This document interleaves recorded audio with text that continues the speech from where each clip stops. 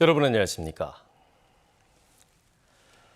각종 여론조사에서 초접전 양강 구도를 형성한 전라남도 교육감 선거는 막판까지 혼전을 거듭하고 있습니다. 후보들은 선거 직전까지 각종 공약과 비전을 발표하며 부동층 표심을 공략하는 한편 이딴 지지와 연대 선언으로 지지세 다툼도 치열합니다. 김혜정 기자의 보도입니다.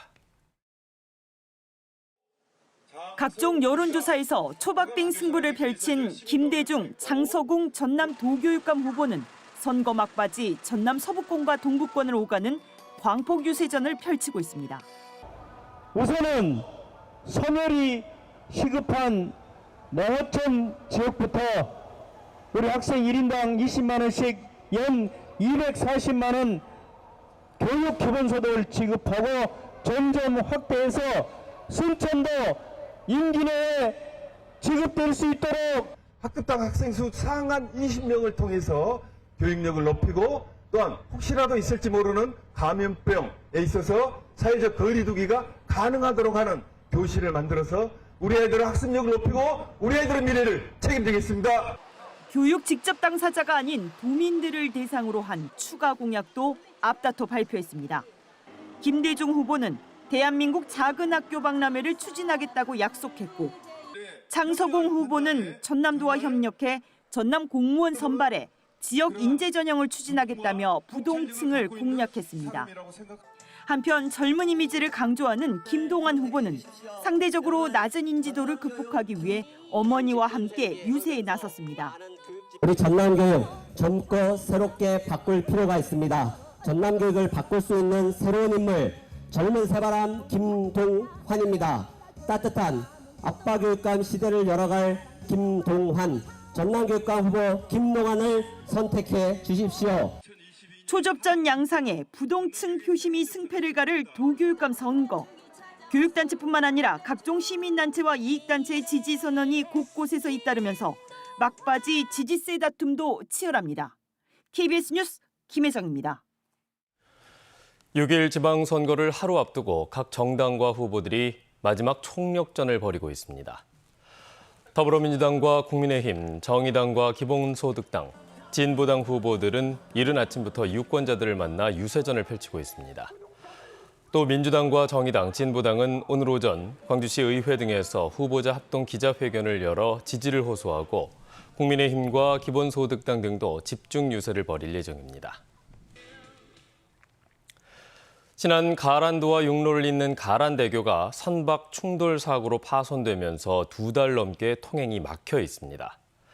그런데 보험사와 선사 등의 책임 공방이 이어지면서 주민 불편만 커지고 있습니다. 박지성 기자의 보도입니다. 다리 중간 교각이 부러져 밑동만 남았고 옆에 교각도 심하게 휘었습니다. 지난 3월 골재를 옮기다 조류에 밀린 바지선과 충돌한 신안 가란대교입니다. 통행이 어려울 정도로 위험한 상황이라 주민들은 2달 넘게 낚싯배로 육지를 오가고 있습니다. 야간에 어떤 위급 상황이라 나갈 때 이렇게 해야 되는데 나가지를 못하잖아요. 들어가면 나오지를 못하니까 이 배 시간도 6시까지밖에 아니니까. 전체 275m 길이의 다리는 75m가량이 뒤틀려 복구까지 최소 6달은 더 걸릴 것으로 예상됩니다. 발이 묶인 주민들은 현재 오전 9시부터 오후 6시까지인 배 운항 시간을 연장해달라고 요구하고 있지만 이마저도 쉽지 않습니다. 지금도 한 달 1,000만 원이 넘는 운항 비용을 누가 부담할지 정해지지 않았기 때문입니다. 저희들은 보험사하고 지금 대화가 단절됐다고 말씀드려야 됩니다. 그래서 저희들은 선박 운항 해운업체하고 지금 계속 대화를 하고 있는 중입니다. 신안군은 배 운항 시간을 늘리고 구상권을 청구하는 방안을 검토하고 있습니다. 배를 운행하실 분들이 이제 그분들의 근무 시간에 맞춰야 되기 때문에 그 외에 근무하실 분에 대해서 지금 저희들이 인력을 구하고 있고요. 보험사 측은 선사 측의 조치가 이루어지면 규정에 따라 보험배상 총액 내에서 보험금을 지급할 것이라고 밝혔습니다. 책임지는 사람 없는 사고의 불편은 주민들이 떠안았고 초과된 수습 비용은 누구에게 받을지 불투명한 상황입니다. KBS 뉴스 박지성입니다. 감리자, 상주 등 철거공사 감독을 강화하는 이른바 학동참사방지법이 국회 본회의를 통과했습니다. 국회는 그제 열린 본회의에서 국토위원회 소속 조호섭 의원이 대표 발의한 건축물 관리법 일부 개정안을 통과시켰습니다.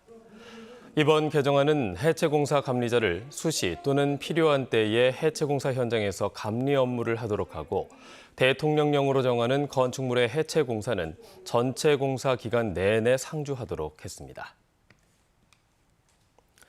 최근 고흥에서 발견된 고분에서 독특한 축조 방식이 잇따라 발견돼 학계에 관심을 모으고 있습니다.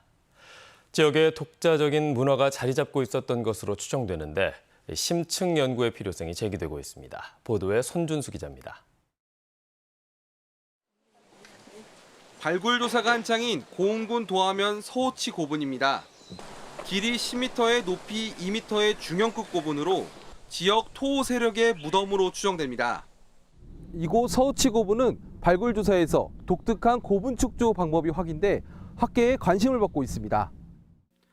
테두리를 만든 것은 가야 고분의 특징이지만 흙 사이 묻힌 돌을 놓는 방식은 일본의 고분 형태입니다. 시신을 보관하는 매장 주체부, 석실과 고분 입구는 백제 양식과 비슷한데 앞서 전남에서 발견된 마한의 고분과는 다른 모습입니다. 출토된 접시와 관을방대 쓰인 것으로 추정되는 못은 백제 후기 유품과 비슷해 고분 축조 시기를 가늠하기 어렵습니다. 이와 같은 양상들이 다른 지역에서 확인된 바가 없고 이번에 두 기의 고분에서 확인됐다는 점은 분명히 고흥군 일대의 어떤 고분 축조 방식에 있어서 특징적인 부분이라고 할 수 있겠습니다. 지난 3월 인근에서 발견된 복룡 고분에서도 독특한 양식이 확인되면서 역사적 가치 확인을 위한 자치단체 차원의 검토가 이뤄지고 있습니다.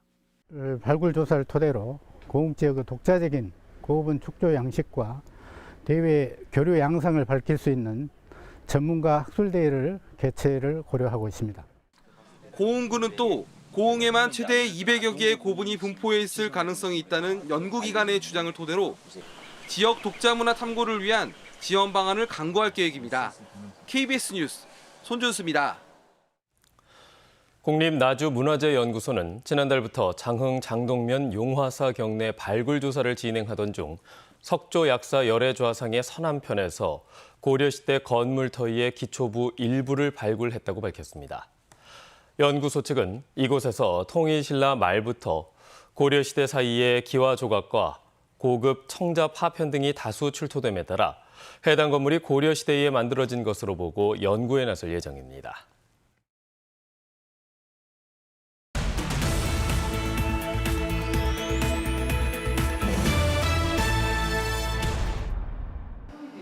전남 여성가족재단이 치매 진단을 받은 뒤 희미해져가는 기억을 그려낸 김점순 작가의 치매 속에 되살아난 기억, 엄마의 꽃밭전을 전시합니다. 전남 여성가족재단은 김점순 작가와 같이 질병을 극복하고 작품 활동을 이어가는 지역 예술인들을 위한 적극적인 지원에 나설 방침입니다. 순천문화재단이 총 상금 7천만 원 규모의 여순 11구 문학상을 오는 8월 17일까지 공모합니다. 이번 문학상의 주제는 여순 11구의 진실, 생명과 평화이며 시는 1인당 10편 이상, 소설은 200자 원고지 70매 이상의 분량이어야 합니다. 진도구는 오는 7월까지 양귀비와 대마 밀경작 행위에 대한 특별 단속을 벌입니다. 이번 단속은 양귀비 개화기와 대마 수확기에 맞춰 농가 비닐하우스, 가정의 텃밭과 정원 등에서 밀경작 행위가 우려됨에 따라 지역 내 모든 지역을 대상으로 진행됩니다. 무안군이 농번기를 맞아 다음 달 한 달 동안 토요일 오후 2시부터 6시까지 농기계 임대사업소를 확대 운영합니다. 무안군은 또 농업인 불편 해소를 위해 임대 전날 오후 4시부터 6시까지 농기계를 출고하는 사전 출고제도 함께 운영합니다. 지금까지 단신 브리핑이었습니다. 광주시와 전라남도는 코로나19 방역 조치에 따른 손실보전금을 지급받을 수 있는 광주와 전남 지역의 소상공인이 22만여 명에 이를 것으로 파악했습니다. 지급액은 최대 1,000만 원으로 지원 대상은 지난해 12월 15일 이전에 개업해서 매출액이 감소한 소상공인과 소기업, 연매출 10억 원 이상, 50억 원 이하의 중기업이고 연매출 30억 원 초과, 50억 원 이하의 식당과 카페, 학원과 실내 체육시설까지 확대됐습니다. 전라남도와 목포시가 정부의 친환경 선박 혁신기술 개발의 핵심 과제인 전기 추진 시스템 시험 평가와 무탄소 연료 선박 기술 개발 사업에 선정됐다고 밝혔습니다. 이에 따라 목포 남항을 중심으로 앞으로 10년 동안 국비 324억 원이 투입돼 친환경 선박의 실증 기술 기반이 구축될 예정입니다. 전라남도는 이번 사업이 원천 기술을 공유하는 해상 풍력 발전 기자재 시험 평가 분야에도 기여할 것으로 기대했습니다.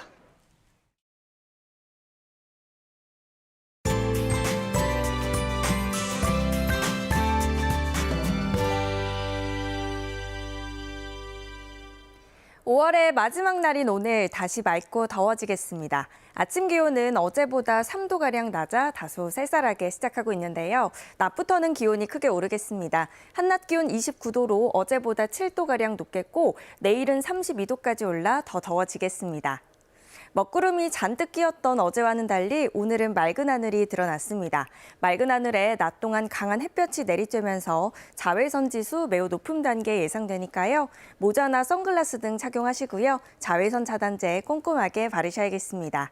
다음 자세한 지역별 기온입니다. 아침 기온 장성과 영광 11도로 어제보다는 1에서 7도가량 낮게 시작하고 있지만 한낮 기온 담양과 화순 30도까지 오르겠습니다. 여수의 낮 최고 기온 26도, 광양과 구례 31도로 어제보다 1에서 8도가량 높겠습니다. 목포의 낮 최고 기온 24도, 강진과 장흥 29도까지 올라 덥겠고요. 신안을 비롯한 도서 지역은 24도에서 25도가 예상됩니다. 바다의 물결은 전해상에서 비교적 잔잔하겠습니다. 당분간 30도 안팎의 더위가 이어지겠습니다. 날씨였습니다. 뉴스를 마칩니다. 여러분 고맙습니다.